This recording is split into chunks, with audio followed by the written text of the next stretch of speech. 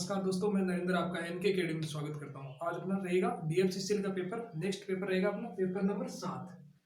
तो अपना चलते हैं पहले क्वेश्चन पे। तो पहला क्वेश्चन क्या है, आदर्श वोल्टेज स्रोत तथा आदर्श वोल्ट मीटर का आंतरिक प्रतिरोध कितना होता है। तो आदर्श वोल्टेज स्रोत का होता है आपका 0, आंतरिक प्रतिरोध होता है, इंटरनल रेजिस्टेंस होता है वो आपका होता है 0, और आदर्श वोल्ट मीटर का होता है वो होता है आपका इनफाइनाइट। इनफाइनाइट यानी अनंत होता है।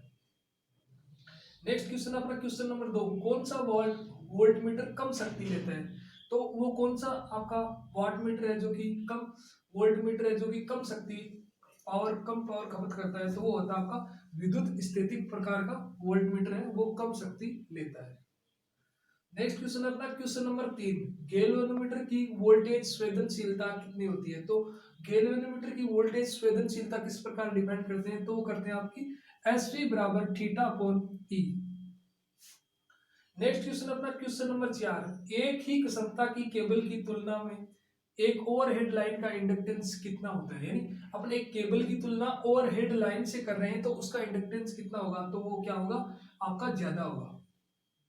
नेक्स्ट क्वेश्चन अपना क्वेश्चन नंबर 5, असेंबली किस प्रकार के इंसुलेटर का उपयोग स्ट्रेन प्रकार के इंसुलेटर के रूप में किया जाता है। तो वो किया जाता है आपका सेकल टाइप इंसुलेटर का प्रयोग किया जाता है। नेक्स्ट क्वेश्चन अपना क्वेश्चन नंबर 6, किस लाइन की शंट धारिता नेग्लिजिबल की जाती है। यानी किस शंट धारिता होती ही नहीं है, एक तरीके से अपन मानते ही नहीं है कि शंट धारिता होती है, इसको लेते ही नहीं है, काउंट ही नहीं करते हैं। तो वो होती है आपकी शॉर्ट ट्रांसमिशन लाइन है, उसकी आपकी शंट धारिता अपन लेते ही नहीं है। नेक्स्ट क्वेश्चन अपना क्वेश्चन नंबर 7, SF6 गैस वो कौन सी गैस होती है। वो आपकी एजोलनशील गैस होती है। कौन सी होती है, एजोलनशील गैस। नेक्स्ट क्वेश्चन अपना क्वेश्चन नंबर 8, फास्फोरस को सिलिकॉन में मिला देने पर कौन से टाइप का पदार्थ बनता है। तो बनता है आपका एन टाइप का पदार्थ बनता है। नेक्स्ट क्वेश्चन अपना क्वेश्चन नंबर 9, फोटो डायोड एक रिवर्स बायस के अंदर करने वाला डायोड है। ये इसके अंदर आपकी डायरेक्ट करंट है वो प्रवाहित होती है। कौन सी करंट प्रवाहित होती है, डायरेक्ट करंट, और आपकी रिवर्स बायस के अंदर कार्य करता है फोटो डायोड। नेक्स्ट क्वेश्चन अपना क्वेश्चन नंबर 10, ट्रांजिस्टर की सबसे अच्छी बायसिंग विधि कौन सी है। तो ट्रांजिस्टर की सबसे अच्छी बायसिंग विधि है वो है आपकी वोल्टेज डिवाइडर बायस। कौन सी, voltage divider bias. Next question अपना सीक्वेंशियल सर्किट कौन सी होते हैं। सीक्वेंशियल सर्किट के अंतर्गत आते हैं आपके flip flop, counter, shift register. ये कौन से सर्किट के अंदर आते हैं, सीक्वेंशियल आपके सर्किट के अंदर आते हैं। फ्लिप फ्लॉप, आपके काउंटर हो गया, शिफ्ट रजिस्टर हो गया, ये सारे सीक्वेंशियल सर्किट के अंतर्गत आते हैं। नेक्स्ट क्वेश्चन है क्वेश्चन नंबर 12, एक फेज नियंत्रित कन्वर्टर का प्रयोग किया जाता है। तो वो किया जाता है आपका AC टू DC में बदलने के लिए किया जाता है।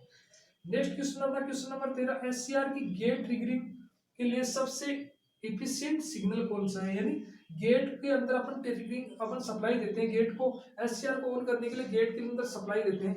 तो वो आपका कौन सी मेथड है, वो अच्छी मेथड होती है। तो वो होती है कि शॉर्ट ड्यूरेशन के लिए पल्स, यानी कम टाइम के लिए अपन SCR को थोड़ी सी अगर सप्लाई देते हैं तो SCR ऑन होने के बाद में अपन गेट पे सप्लाई देने का कोई फायदा नहीं है, तो शॉर्ट ड्यूरेशन पल्स देते हैं, तो वो आपकी सबसे अच्छी इफिशिएंट सिग्नल है।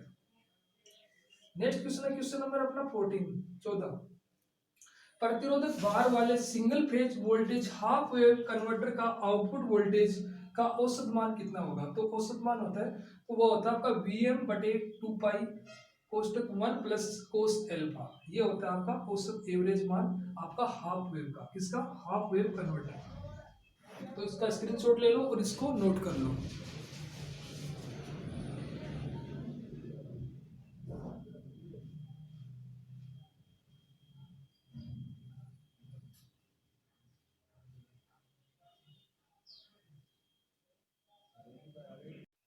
अब अपना नेक्स्ट क्वेश्चन है क्वेश्चन नंबर 15। क्वेश्चन नंबर 15 क्या कहता है, स्टेप डाउन चॉपर का आउटपुट वोल्टेज कितना होता है। तो स्टेप डाउन चॉपर का आउटपुट वोल्टेज होता है वो होता है वी नोट आउटपुट को बोलते हैं बराबर आपका VS एल्फा। कितना होता है, VS एल्फा। एल्फा की वैल्यू होती है आपकी T1/T। नेक्स्ट क्वेश्चन अपना क्वेश्चन नंबर 16, कौन सी मोटर की गति नियंत्रण की अपेक्षाकृत व्यापक रेंज है। तो वो होती है आपकी DC शंट मोटर की। कौन सी मोटर की होती है, DC शंट मोटर की। नेक्स्ट क्वेश्चन है क्वेश्चन नंबर 17, प्लगिंग का उपयोग किया जाता है आपका छोटी मोटरों में, किस कहाँ पे किया जाता है, प्लगिंग का प्रयोग अपन छोटी मोटर के अंदर करते हैं। नेक्स्ट क्वेश्चन है क्वेश्चन नंबर 18, के ब्लोअर के अंदर कौन सी मोटर प्रयोग की जाती है? तो ब्लोअर के अंदर ज्यादातर आपकी स्क्विरल केज इंडक्शन मोटर प्रयोग की जाती है। ब्लोअर के अंदर कौन सी motor? Squirrel cage induction motor. Next question है क्वेश्चन नंबर 19, ट्रांसफर फंक्शन क्या होता है? ट्रांसफर फंक्शन होता है वो होता है आपका आउटपुट का लाप्लास ट्रांसफॉर्म बटे इनपुट का लाप्लास ट्रांसफॉर्म। नेक्स्ट क्वेश्चन है क्वेश्चन नंबर 20, जीरो को कैसे परिभाषित करते हैं? तो जीरो को किस प्रकार परिभाषित करते हैं? क्लोज लूप ट्रांसफर फंक्शन के अंश के ऊपर के जितने रूट होते हैं वो होते हैं आपके जीरो। जीरो को ऐसे तो लिखते हैं, आपके अंश के अंदर जितने आपके एस होते हैं वो आपके जीरो कहलाते हैं, और हर के होते हैं वो आपके पोल कहलाते हैं। ये ऊपर वाले आपके जीरो और नीचे वाले आपके पोल। नेक्स्ट क्वेश्चन है question number 21, close loop system का उदाहरण है। क्लोज लूप सिस्टम का उदाहरण आपका एसी एयर कंडीशनर होता है, वो होता है आपका क्लोज लूप सिस्टम का उदाहरण है, क्योंकि वो ऑटोमेटिक आपका टेम्परेचर कंट्रोल करता है। जिस हिसाब से अपन को रिक्वायरमेंट चाहिए उसी हिसाब से अपन को तापमान मिलता है।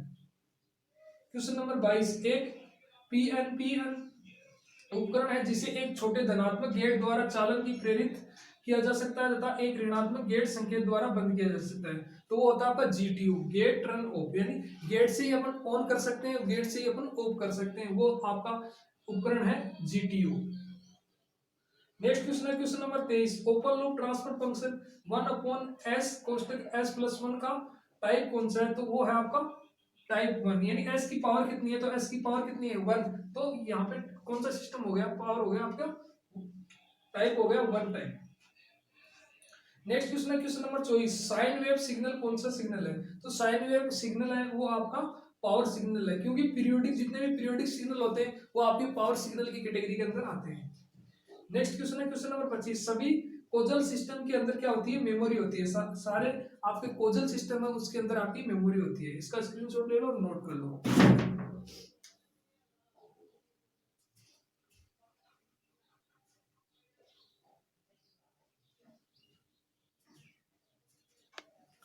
तो थैंक यू दोस्तों, अगर वीडियो अच्छा लगे तो लाइक एंड शेयर जरूर करें।